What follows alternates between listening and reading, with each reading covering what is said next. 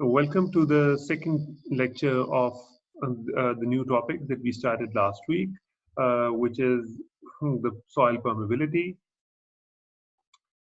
First of all, let's look at the quick summary of what we were studying last week.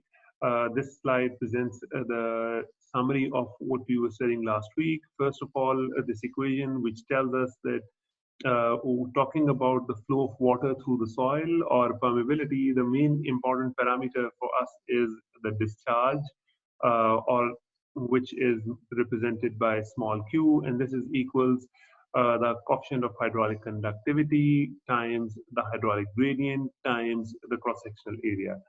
And this term hydraulic gradient can be represented by delta H over L, where delta H represents the head loss and L is the distance over which the head loss is measured. Then, in order to determine the quantity of flow from the equation given here, the two most important things are the hydraulic conductivity and the hydraulic gradient. And then we had a look at this thing that how we can determine both of these things. So our today's task is basically to look at different methods which can be used for the determination of the coefficient of permeability or the coefficient of hydraulic conductivity, that is K. And to be precise, in today's discussion, what we'll actually be covering is we'll be covering the laboratory testing methods, that is the constant head and the falling head test, and also some of the empirical equations which are used for the determination of hydraulic conductivity. This field testing is something that we'll be covering in the next class. So first of all, to begin with, so let's have a look at the first method which is used for the determination of K, which is the coefficient of hydraulic conductivity in the laboratory. The test method is known as the constant head permeability test, and its ASTM standard is D2434 as mentioned here. Now, this figure on the left represents the typical arrangement for a constant head permeability test. In this apparatus, we have a soil specimen which is encased inside a cylindrical chamber. So this is a cylindrical chamber, and within this chamber, we have a soil which is encased in it. This cylindrical chamber is connected with a water reservoir at the top, and it has an ability to drain off water from its bottom. The drained water can be collected inside a graduated flask as shown here. Moreover, this soil which is filled in this chamber, it is connected with two piezometers shown here and here. So these two piezometers, as per our discussion from the previous lecture, these two piezometers are basically used to determine the pressure head at these points.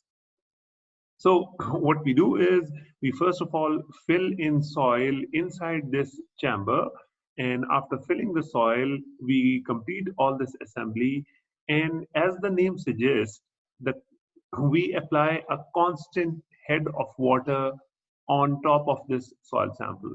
Now, the question is, how do we apply a constant water head on top of this water sample? So probably you can get some idea of the kind of arrangement from this figure, but a more clear idea of this arrangement will be given in the next slide.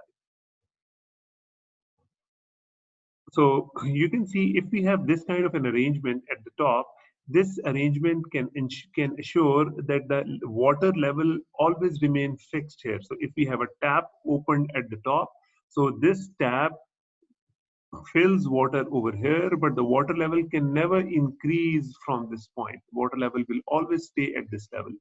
So if the water level stays at this level, this ensures that a constant head is applied on top of the soil sample. So what we do is we first of all fill the soil here. After filling the soil, we apply a constant head of water at the top.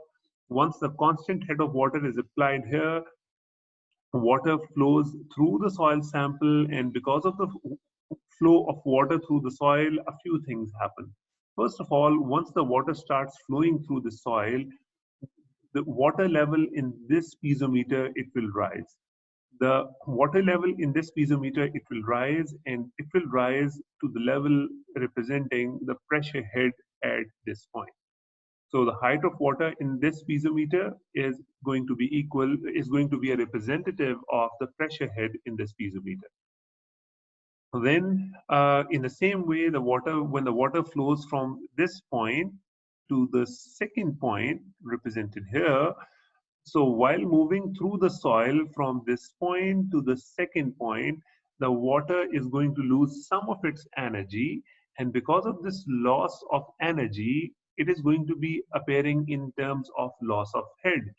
So this head loss, which has occurred because of the flow of water from, let's say, point A to point B. So this head loss, because of this head loss, the water level in the second piezometer is going to be slightly less compared to the water level in piezometer A. So this is going to be represented as the head loss. And then the water is going to flow out of this assembly through this valve and is going to be collected within a graduated flask. So this is the overall apparatus that we have. So at the start of the test, the step number one is that we let a lot of water to flow through this soil sample. We open up this valve, and because of opening of this valve, water keeps on flowing through this chamber.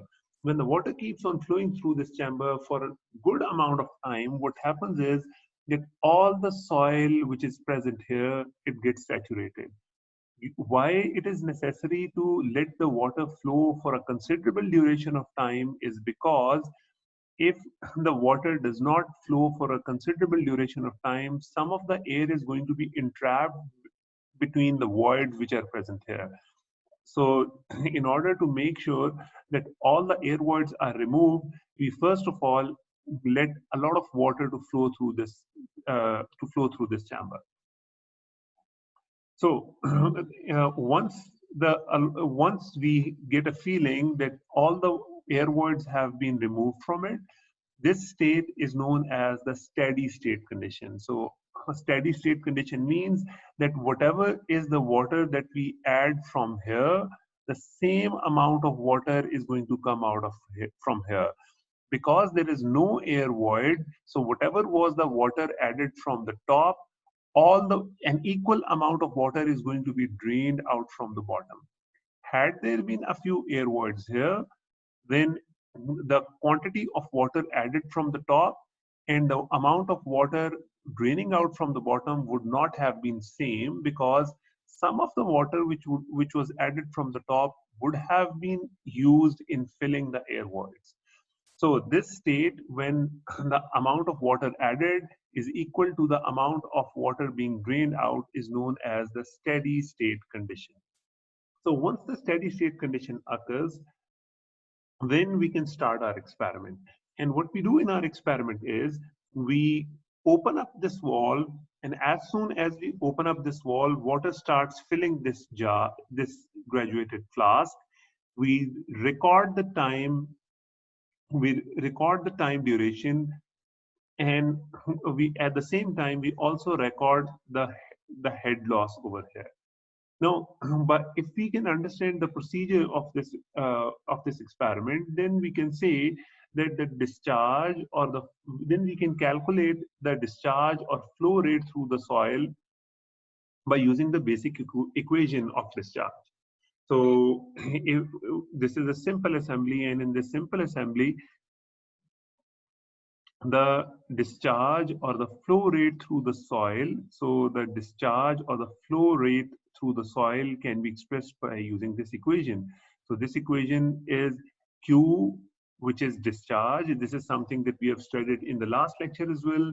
Discharge equals the amount of water collected in this flask and in a certain given time. So from this equation, we can rearrange it in the following form. This is simply rearrangement of the same equation.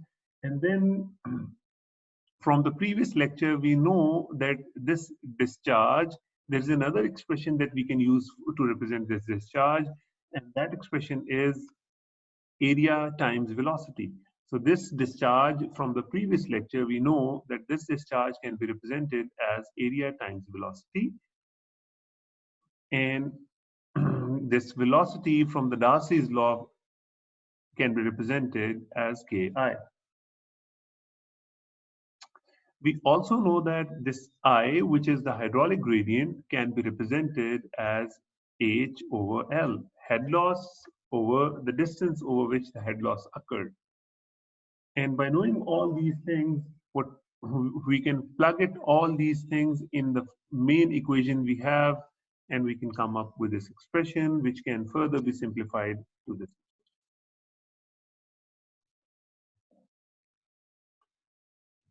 So, so this is the basic assembly of this experiment. This is the basic performance of this experiment. Now, what I've done here is I've drawn a very simplified figure here, and in order to explain to you the process. Now, what I'm going to do on the next slide is that I'm going to convert the same apparatus into a more realistic apparatus. So this simplified figure is going to convert into a more realistic figure, as shown here. So this is the picture of an apparatus, of a constant head testing apparatus. And this is a schematic illustration of the same apparatus. So you can see that this is a metallic chamber. This is a chamber that I was talking about in which the soil is filled. And the same can be observed here. This is a chamber in which the soil is filled. At the top of the chamber, we have an upper reservoir, and this upper reservoir, what this upper reservoir does is that this upper reservoir, which is represented schematically here, this upper reservoir ensures that a constant head of water always applies on the soil sample. How a constant head of water applies on the soil sample? So this is a kind of assembly which is available with us. So we have a water inlet, and this water inlet fills in this inner chamber, and some of the water from it moves into the soil sample from here, and any additional water that we might have would just drain off. So in this way, we always have the water level fixed at this level. So if the water level is always fixed at this height, it means that we are always applying a constant head of water on the soil sample. Now, besides this upper reservoir, contrary to the example that was shown, schematic illustration that was shown on the previous slide, we have where we had only 2 piezometers installed, we often have more than 2 piezometers installed as well. Like here in this example, or in this apparatus, we have 4 piezometers installed, as you can see in the image and also in this figure. But it does not make any difference. While using this equation, what I can do is, if all I need is I need the head loss and the distance over which the head loss occurred. So if I am monitoring the head loss between, let's say, piezometer 1 and piezometer 2, so if I'm measuring the head loss between piezometer 1 and piezometer 2, then the corresponding length that I have to use would also be between piezometer 1 and piezometer 2. In the same way, if I'm using the head loss between piezometer 2 and piezometer 4, if I'm using the head loss between piezometer 2 and piezometer 4 in my equation, which is this level and this, so if I'm taking this head loss in my calculations, if I'm using this head loss in my equation, then the corresponding distance L in this equation would also be the length between piezometer 2 and piezometer 4. So this is how we should use in the equation. And then there is, so once the water is flowing through the soil sample, it can be drained off through a lower reservoir chamber, which you can see this lower reservoir chamber also has a similar assembly as the top reservoir. And this bottom reservoir also ensures a constant head is applied on the soil sample. So what we have in principle is that this soil sample, which we have here with us, there is a constant head of water applied at the top of the sample, and there is a constant head of water applied at the bottom of the sample. There's a constant head of water at the top. There's a constant head of water at the bottom. This is why the test is known as a constant head permeability. Now, uh, so simply by plugging in all these values in this equation, we can determine the coefficient of permeability or the coefficient of hydraulic conductivity, which is also known as K. However, there is one correction that we have to apply often while using this, and that is the temperature correction. So while performing this experiment, we might have different temperature in our laboratory. So any changes in the temperature can change or affect the viscosity of the water that is flowing through it. So if the viscosity of the water changes, so a change in the viscosity of water would ultimately affect the permeability. So we have to remove the effect, that effect of temperature. For this, we apply a certain correction in it, and that is pretty simple to apply a certain correction. And remember, as per the A-stream standard, this permeability is always standardized at 20 degrees Celsius. So whatever was your permeability obtained by using this equation given here, you can use it here. You can determine the viscosity of water at your required temperature, and you can normalize it with respect to 20 degrees Celsius. So by doing so, you can actually determine the uh, permeability of the soil at 20 degrees Celsius. In this way, anyone who is doing an experiment, even if you are doing an experiment during summers or during winters, if the soil is same, if the conditions are same, your permeability is always going to be. So this was the first experiment, first laboratory method for the determination of permeability of soil. Now let's move to the second method, which is called as the falling head or the variable head permeability method. Now this variable head permeability method, as you can see from the apparatus, it is pretty similar to the constant head permeability test. We have a soil sample inside a chamber, as was the case in case of constant head permeability test. However, as the name suggests, in this, the head does not remain constant. Rather, the head keeps on falling. This is why we call it as the falling head or the variable head permeability test. So, on this soil sample, we have a very small diameter pipe installed at the top, and because of the small diameter, it is called as the standpipe. The cross-sectional area of this standpipe is represented by typically by small a, and the cross-sectional area of the soil sample is typically represented by capital A. So so it is filled here. So it is filled here,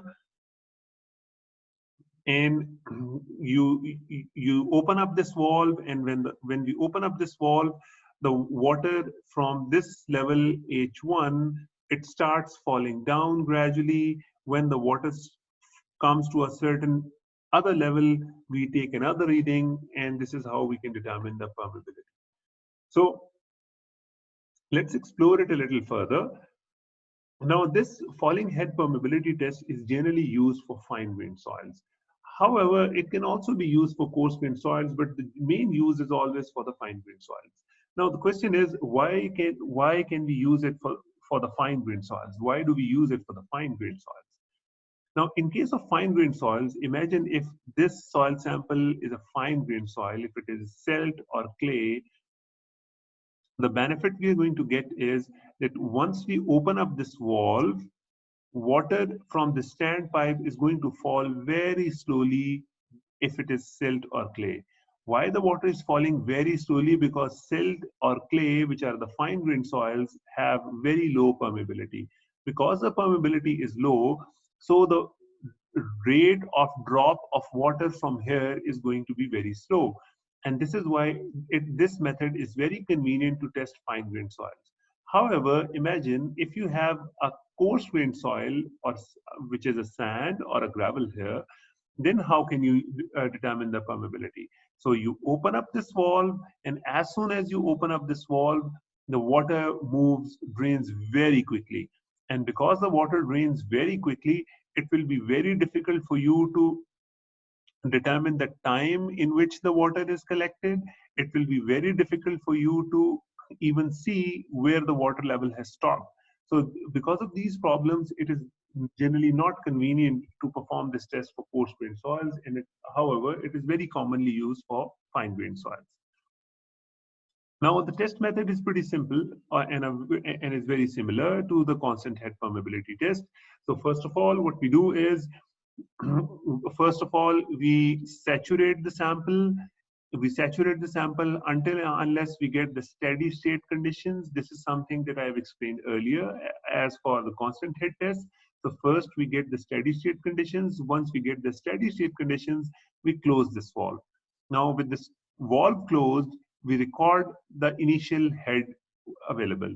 Now this initial head is known as H1, and let me call that we have taken this H1 at time 0. Then what we do is we open up this valve, and when we open up this valve, the water starts flowing through this pipe and starts filling this container at the bottom.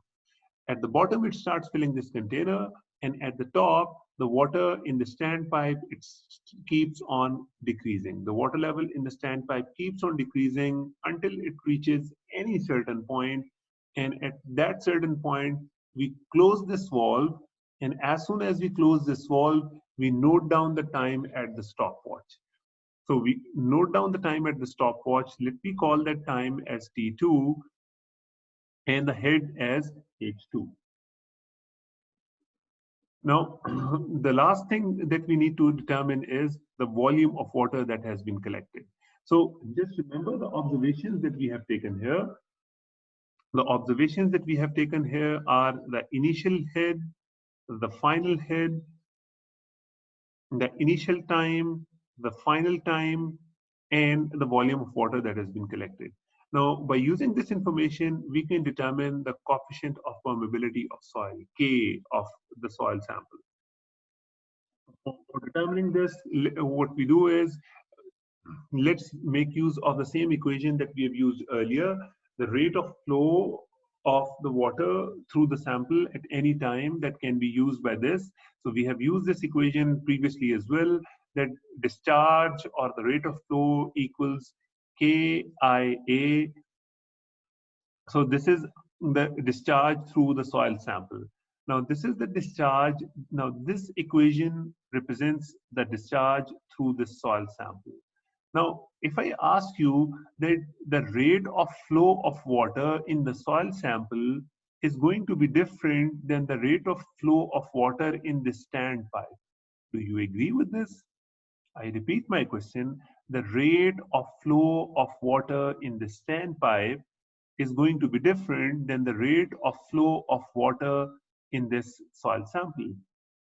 It will definitely be different. Why it will be different? Because this soil sample has a different cross-sectional area compared to the standpipe. Because of the difference in cross-sectional area, the rate of flow of water in the standpipe and in the soil sample is going to be different. The velocity is going to be different. So this equation actually represents the rate of flow of water through the soil sample. How can we determine the rate of flow of water through the standpipe? Now, in order to determine the rate of flow of water through the standpipe, we can write it in this form. We can, so what we have done here is we have simply taken a small increment of H here, small lowering of the water level, and that we have represented by dH over dt, and this multiplied with the cross-sectional area will give us the rate of flow. Now, taking these two parts of the equation, we can rewrite them in this way. So we can rewrite them in terms of dt, and if we rewrite them in terms of dt, we come up with this expression. So I'm going to do some mathematics magic here, which you can understand by yourself based upon your knowledge of mathematics from your previous classes. So, but by doing all this thing, we are going to come up with this final expression. I cannot, I do not have time to explain all what has gone in to reach this expression. You can try to understand it by yourself, or you can ask me those questions during the discussion session. But generally speaking, this equation is what is more important for you, not the derivation. So by using this expression, you can see we can determine the coefficient of permeability of soil. And what do we have to put in this equation? This small a represents the cross-sectional area of the standpipe. This L, what would be this L? This L in this case is going to be the length of the specimen. Now remember, when we talked about the constant head permeability test, in case of constant head permeability test, we had piezometers installed. And when we have piezometers installed, we are measuring the head loss across the piezometers. So this L was the distance between the piezometers. Whereas in case of a falling head permeability test, this L is this L is equals the total length of the specimen. Now this capital A is the cross-sectional area of the specimen. T represents the time interval in which this water Q was collected, and H1 and H2 represents the initial and the final head. So by using this expression, we can easily determine the coefficient of permeability of soil. So these are the two methods which are used worldwide for the determination of coefficient of permeability in the laboratory. So let's move forward and try to solve a numerical. And this numerical can probably explain us the use of these two test methods. So for the first practice problem, a constant head permeability test on a medium sand sample having a cross-sectional area of 7,585 millimeters square yielding the following data.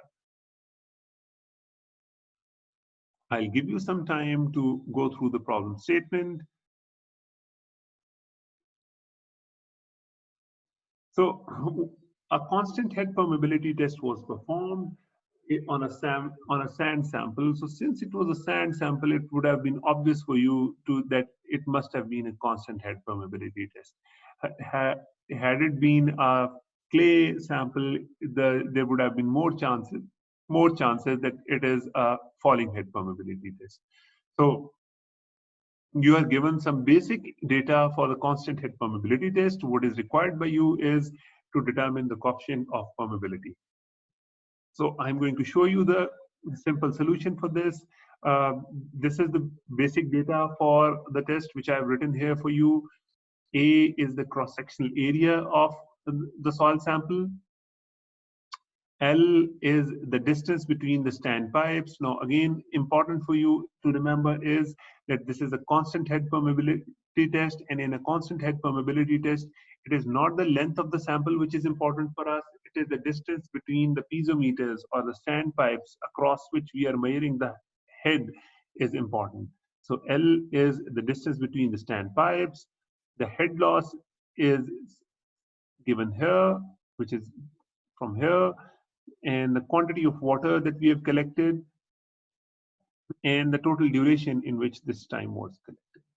Now, what we have to do is we simply have to plug in all the values here, and if we'll plug in all the values, we'll reach our answer, which I have calculated for you here.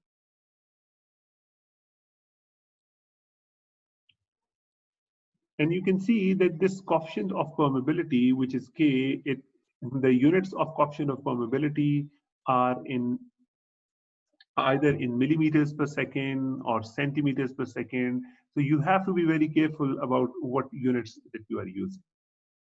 So this is simple numerical. Let's move to another example, and let's look at the second example. Now, this example states a falling head permeability test on a soil sample which has the same cross-sectional area as was in use in the first example. Now, let's try to take the data out of this problem and Our final objective is again to determine the coefficient of permeability of soil.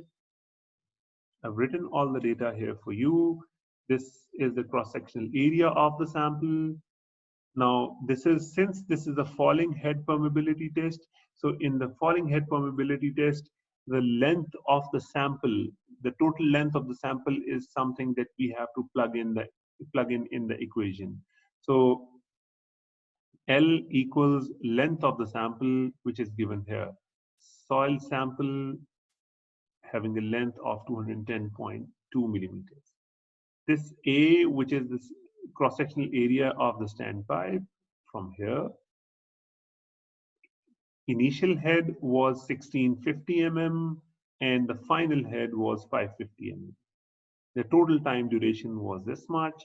So now again, it's very simple. What we have to do is we have to simply plug in all the values in this equation. And once we'll put everything in this equation and we'll solve it, we'll reach our answer. So I hope the basic concepts of the constant head and the falling head permeability test would be clear from this. So let's solve one more example. And this is a little challenging compared to the previous two. So let's go through the problem statement. Now the problem statement says that a constant head permeameter with the following specifications allowed water to flow at a rate of 184 milliliters per minute under steady flow conditions. Now notice the term steady flow conditions. This is what I was talking about, that first of all, we ensure that the steady state flow has been established, and then we start the test. So it is referring to the same steady flow conditions that I was talking about. Now, in the first part of the problem, he's talking about a constant head permeability test with a certain amount of data which is given to you, and we are required to determine the coefficient of permeability in millimeters per second. So it is probably going to be pretty similar to the problem that you have done already. And then in the second part of the problem, of the same problem, it says when the same size sample is tested in a falling head apparatus using a standpipe of 32.5 mm diameter, calculate the time required for the water in the standpipe to drop from 1750 mm to 1000 mm above the outflow level to the nearest 5 seconds. Now, you can read this problem statement once again. I'll give you a few seconds and then I'll move to the next slide where I'll show you how to solve this.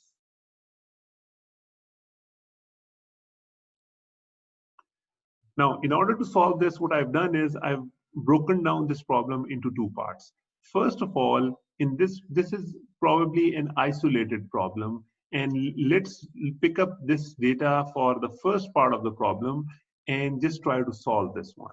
So on the next slide, I'm just going to show you data, only this much of the statement, and let's try to solve this. So this is the constant head permeability test apparatus. So let's try to write down.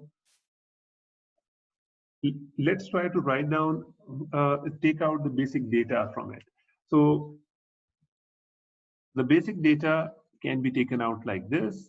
So the diameter of the sample is 85 millimeters. So from this diameter, we can determine the cross-sectional area of the sample. Then the sample length is also given to us. Constant head permeameter, 85 millimeters in diameters, containing a fine sand sample 450 mm long. So this is the length of the sample which is given to us. So sample length is given to us as 450 millimeters. This allowed the water to flow at a rate of 184 milliliters per minute. So this Q is going to be the flow or discharge, 184 milliliters per minute. But since we have to determine the permeability in millimeters per second units. So what I've done is I'm going to convert this into millimeters. So this milliliters, I'm converting them into millimeters cube. This is why I've converted it. Now, next thing is this head loss is again given in the problem statement. Given the difference in the head between the 2 points 240 meters apart was 375 millimeters. Now this is an important statement. Read this statement again. Given the difference in head between the 2 points, so the difference in head between the 2 points 240 millimeters apart, 2 points which are 240 millimeters apart. So point number 1 and point number 2, which are 240 millimeters apart, the head difference was 375 millimeters. So as explained to you previously, in case of constant head permeability test, the total sample length is not of our importance. What is of our importance is actually the distance between the standpipes or the piezometers, which is given here as 240 millimeters, and the head difference is given as 375 millimeters. So once we have taken out all this data, by using this data, we can simply easily solve this problem, which is we are going to simply put the data in the basic formula that we have derived earlier, and by using this expression, we can determine the permeability of soil. So from this first part, let's move to the second part of the problem. If you remember that this problem had two parts. So the first part was related to the constant head permeability test, and the second part was related to the falling head permeability test. So let's move to the second part, which is the falling head permeability test. So the second part says when the same size sample is tested in a falling head apparatus using a standpipe of 32.5 millimeters diameter. So one, it is referring to the same sample. Now, if it is referring to the same sample as the given in the previous part of the problem, so do you remember in the previous part of the problem, we were given with the total length of the sample? So I move back one slide, and if you remember, we were already given the sample length here. So this sample length, which was given in the previous part of the problem, is going to be used here to solve this one. Because if you remember, we already discussed this, that when we are talking about the falling head permeability test, in the falling head permeability test, the overall length of the sample is going to be used in the formula. So what is required is calculate the time required for water in the standpipe to drop from 1750 to 1000 mm above the outflow level. So this is a summary of the data that is required. This is the diameter of the standpipe. By using this diameter, we can determine the cross-sectional area of the standpipe. Time in nearest 5 seconds is required to us when the initial head and final head are given, and this length of the specimen is something that we have taken from the previous part of the problem. Now, all we need to do is we need to put in everything in this expression, and once we put everything in this expression, we can solve it for t, and by solving it for t, we can determine the time required for the water level to drop from 1750 to 1000 mm is 106.4 seconds. Now, since it was asked to us in the problem that you have to find the time to the nearest 5 seconds, so we can round this off to the nearest 5 seconds, and the answer comes out to be 105 seconds.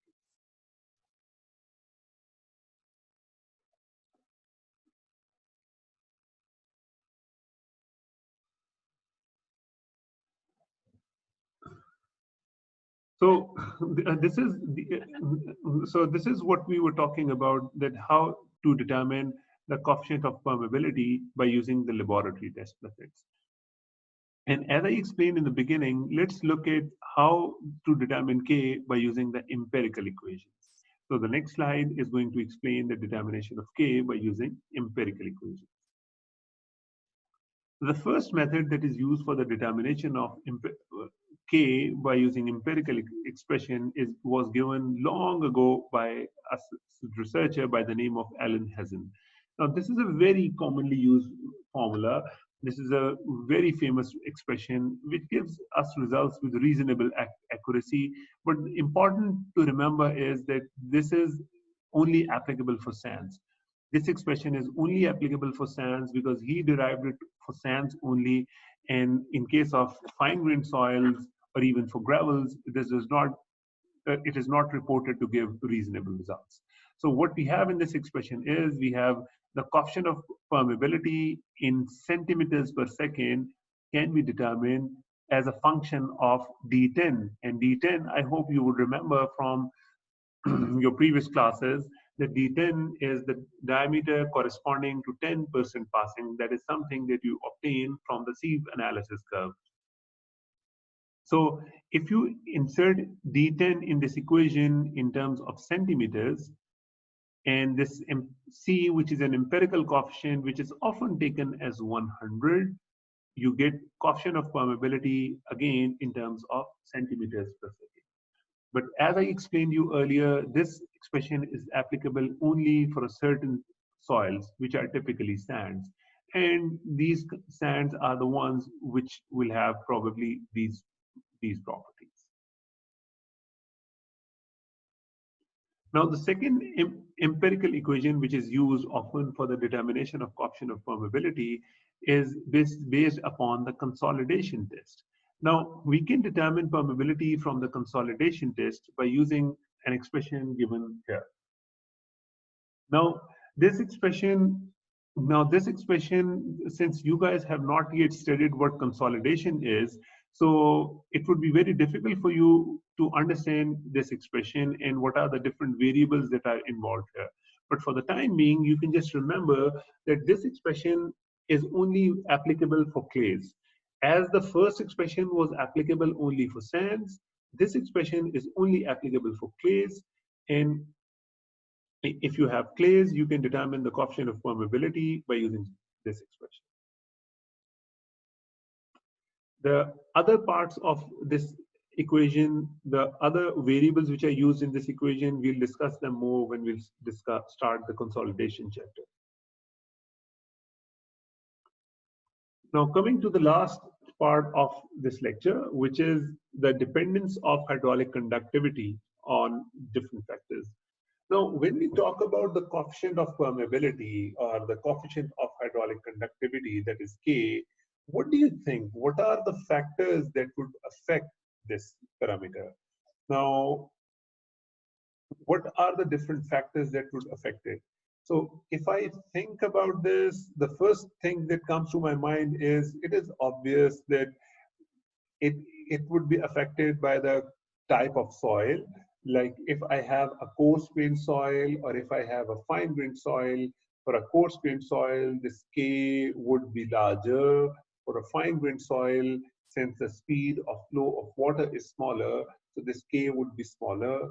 What else do you think would be affecting this? Again, as you might have thought that since the water flows through the voids of the soil, so if the size of the void is smaller, the flow rate or K is going to be smaller. And if the size of the void is going to be larger, the value of K is going to be larger. So what are the factors that can reduce or increase the void size? One thing that you have already discussed, you might have already thought, that is the type of the soil, that if the soil is fine or coarse. But the other important thing that can change the size of the pores is the density of the soil. So if a soil is very dense, the size of the voids would be smaller, and because the size of the voids would be smaller, the permeability would be less, and vice versa. So these are some of the things that you should think first, and then I'll move on with the slides. So as we have discussed earlier, the first is the shape and size of the soil particles. They affect hydraulic conductivity. This is the simple expression that we have already discussed about. This is how the permeability is affected by size and shape of the particles. And even if you look at this equation, you can get an idea that larger the D10, larger would be the permeability. Means D10 would be larger for coarse-grained soils. Gravel would have a higher D10 value compared to sand. So larger D10 value, larger would be the coefficient of permeability, and vice versa. So this is something that we had already discussed as well. The other thing that affects hydraulic conductivity is the void ratio, or the density of the soil. Now, although you know this thing that the density of the soil, the dense the soil, size of the void would be smaller, and the permeability would be lesser. But how to mathematically relate this thing? Again, there are a couple of empirical correlations which can be used for this, and these empirical correlations which relate coefficient of permeability with the void ratio are given here. So this expression, so by using these two expressions, if you are given the void ratio or if you are given the permeability of a particular void ratio, you can determine the permeability for the unknown void ratio.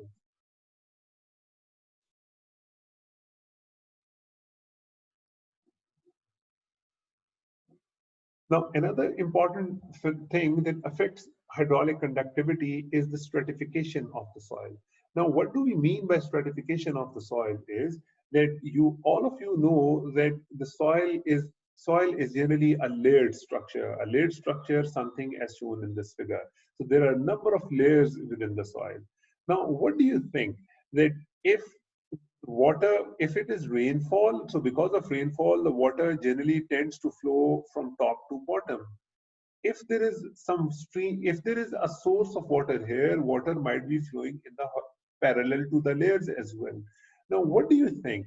The speed of flow of water or the hydraulic conductivity, would the hydraulic conductivity would be more perpendicular to these layers, or would the hydraulic conductivity be more parallel to these layers? I repeat my question.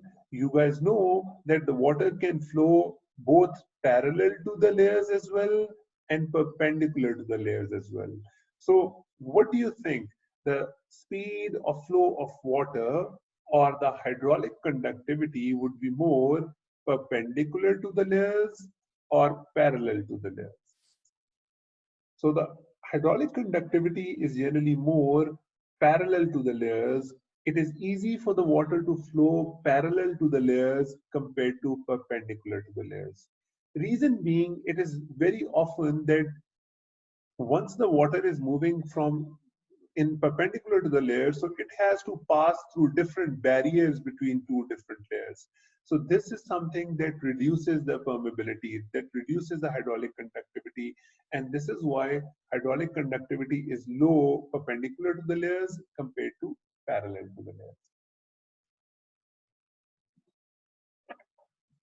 So the next thing is the effect of degree of saturation. So what do you think, how degree of saturation affects permeability? So what happens is that higher the degree of saturation, it means wetter the soil, the more water it already has.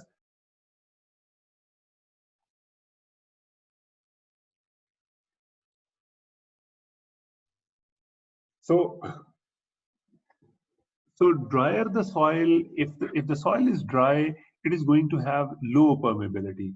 Why the dry soil is going to have low permeability? Because a dry soil is going to have a lot of entrapped air, and that entrapped air is going to block the flow of water, and this is why the permeability is low in case of dry soil or soils having low degree of saturation. This is again one of the reasons why we always perform this. This is also one of the reasons why we always perform the permeability test under full saturation conditions, because Under full saturation conditions, we can get the most consistent results.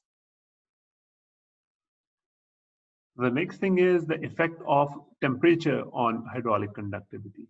And the effect of, in order to study the effect of temperature on hydraulic conductivity, this is something that we have discussed, touched on upon very briefly. So basically, how the temperature affects hydraulic conductivity is by changing the viscosity of water. So so at higher temperatures, the viscosity of water becomes less. And if the viscosity of water is less, this less viscosity of water makes it easy for the water to flow through the voids of the soil. So higher the temperature, lesser will be the viscosity of water, and as a result, higher will be the permeability, and vice versa. So this is why in the laboratory, all the tests are standardized always at 20 degrees Celsius so that the effect of temperature can be negated. So that's all. Thank you very much.